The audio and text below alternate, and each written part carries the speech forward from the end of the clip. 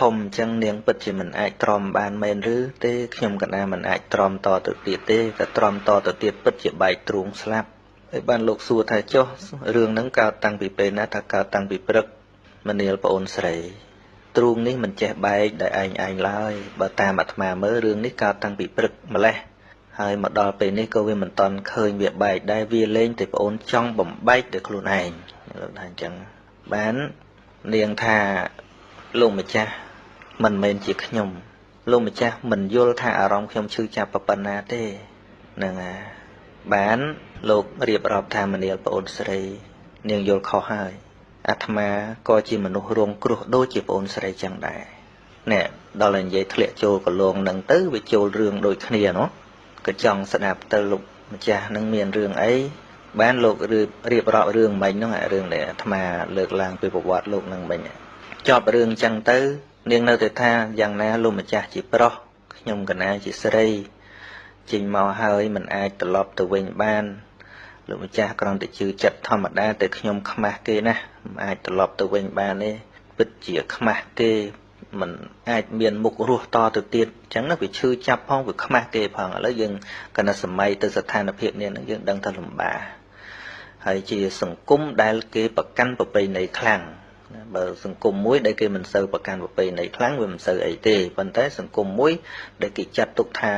តើកាលណាធ្វើអញ្ចឹងស្រីហ្នឹងវាអស់ហើយអស់ផ្លូវមកបន្តទៅទៀតប្រកាសជាខ្ញុំបែកទ្រូងស្លាប់មិនខានមនាលប្អូនស្រីប្អូនពិតជាល្ងងណាស់លោកគេតែនិយាយទៅណាគេនិយាយថាអាត្មានិទានរឿងមួយចុះស្ដាប់រឿងសិនចុះអាត្មានិទានរឿងឲ្យស្ដាប់ឧទាហរណ៍ក្មេងប្រុសម្នាក់ដែលកើតមកមិនដែលឃើញពន្លឺថ្ងៃកើតមកនៅទៅក្នុងរូងនៅក្នុងគុហាអញ្ចឹងទៅស្រាប់តែពេលមួយក៏ចេញមកខាងក្រៅទៀបពេលភ្លឺហ្នឹងព្រោះក្នុងគុហាវាល្ងឹតរហូតតិចរហូតដល់តែចេញមកក្រៅដំបងឡើយឃើញពន្លឺព្រះអាទិត្យរះមកក៏សប្បាយចិត្តនឹងឃើញពន្លឺស្រាប់តែបន្តិចមកព្រះអាទិត្យនឹងក៏ចេះតែភ្លឺឡើងកម្ដៅវាកាន់តែមកក្តៅឡើងក៏គិតថាអូដុំភ្លើងនេះវាមកដុតកំទេចក្បាលអញហើយមិនយូរឡើយវានឹងមកដុតកំទេចក្បាលអញដូច្នេះអញត្រូវតែសម្លាប់ខ្លួនឲ្យហើយកុំឲ្យវាមកដុតអញមើលបងប្អូនស្រីតើក្មេងនោះឆ្លាតឬក៏ល្ងងនាងថាមិនឆ្លាតទេលោកម្ចាស់ពីព្រោះក្មេងហ្នឹងវាមិនដឹងមិនដែលថ្ងៃណាវាមកដុតយើងឲ្យស្លាប់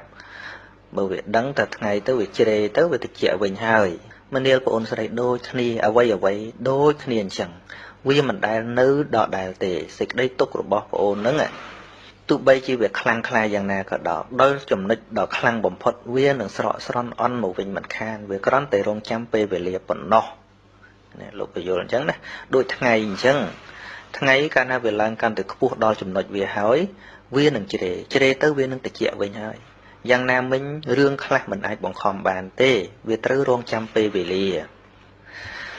ហើយលោកបញ្យល់ច្រើនតទៅទៀតរូបកាយនេះអត់មានទុកទោសអីទេកាលណាយើងកំតិចវាមិនមែនជាការដោះស្រាយបញ្ហាទេប្រៀបដូចជាកណ្ដោជួផ្ទះយើងមិនព្រមដេញកណ្ដោយើងទៅដុតផ្ទះដើម្បីដេញកណ្ដោ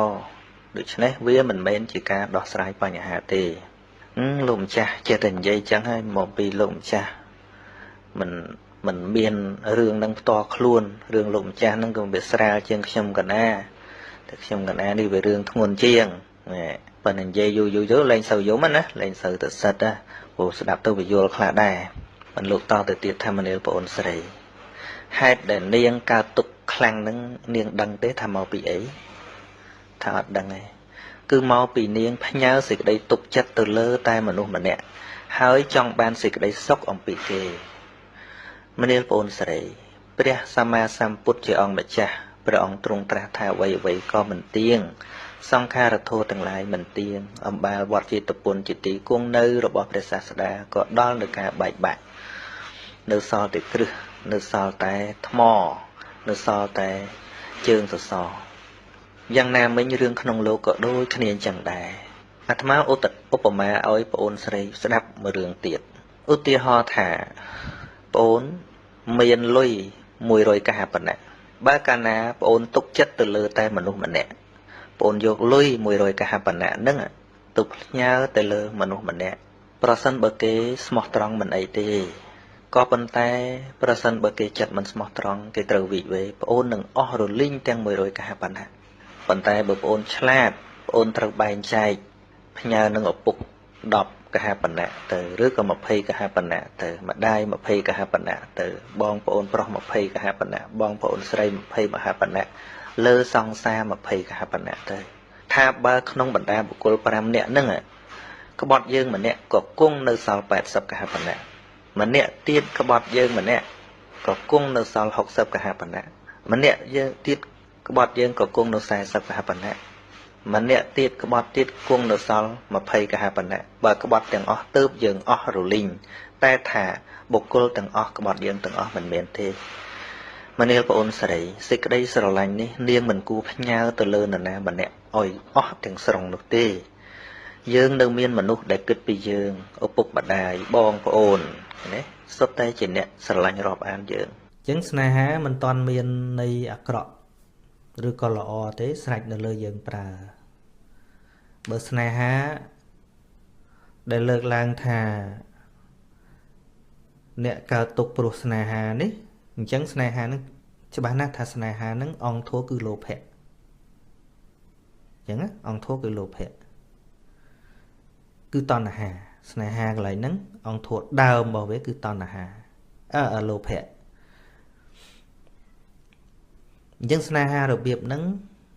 100% គឺត្រូវតែមានផលខាងចុងហ្នឹងជាទុក្ខព្រោះវាជាតណ្ហាទាំងណាជាតណ្ហាវាបង្កើតឲ្យមានទុក្ខឯងហើយមិនបានវាឲ្យមានទុក្ខថាស្នេហារបៀបហ្នឹងគឺស្នេហាដើម្បីបានមកជារបស់ខ្លួនដើម្បីឲ្យបានមកជារបស់ខ្លួនជាប់ជាពាក់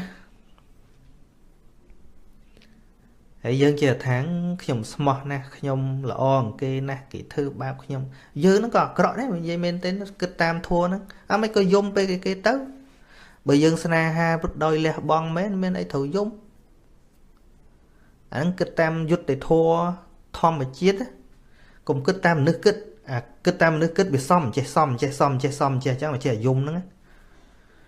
បើសមចេះមិនក៏យំបើពុទ្ធគិតថាវាសមមនុស្សអត់យំទេហ្នឹងវាសមតែអញ្ចឹងណាបើសមអញ្ចឹងមានន័យថាយើងព្រមវាមិនសមទេហ่าមិនសមមិនក៏វាកើតថាវាកើតទៅហើយហ្នឹងហើយយើងចេះចង់ឲ្យវាអញ្ចេះចង់ឲ្យវាអញ្ចោះហ្នឹងឯងចិត្តសត្វតណ្ហាទាំងអស់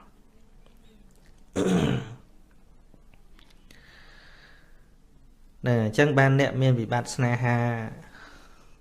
ច្រើនហើយជួបអាត្មាហ្នឹងអាត្មានិយាយទៅគាត់យល់ទៅនឹង